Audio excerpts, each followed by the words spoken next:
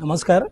टिळकनगर शिक्षण प्रसारक मंडळाच्या लोकमान्य गुरुकुल शाळेमध्ये आज वार्षिक स्नेहसंमेलनाला मी उपस्थित होतो.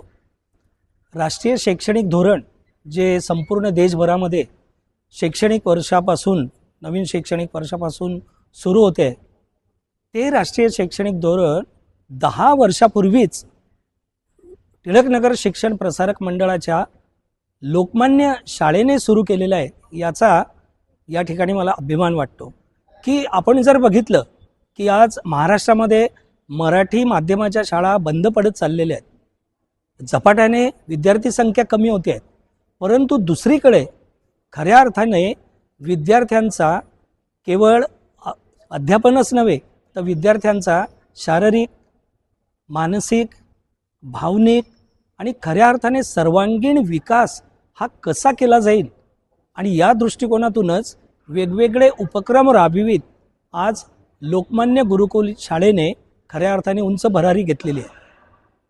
या शाळेचे खऱ्या अर्थाने ब्रँड ॲम्बॅसेडर, ज्याला आपण एक राजदूत म्हणतो, हे राजदूत खऱ्या अर्थाने पालक आहेत.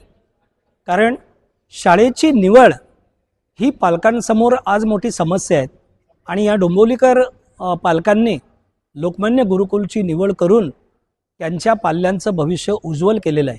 मी आज या ठिकाणी डोंबिवलीकरच नव्हे तर आजूबाजूच्या परिसरातील कल्याण असेल, उल्हासनगर असेल, अंबरनाथ असेल, बदलापूरपर्यंतची शहरं असतील, यातील पालकांना असं आवाहन करतो की आपल्या पाल्याचं भावनिक, मानसिक, शारीरिक अभ्यासासोबत सर्वांगीण व्यक्तिमत्व विकास करायचा असेल तर अशा लोकमान्य गुरुकुल शाळांमध्ये आपण प्रवेश घ्यावा व आपल्या पाल्यांचं भवितव्य हे उज्ज्वल करावं.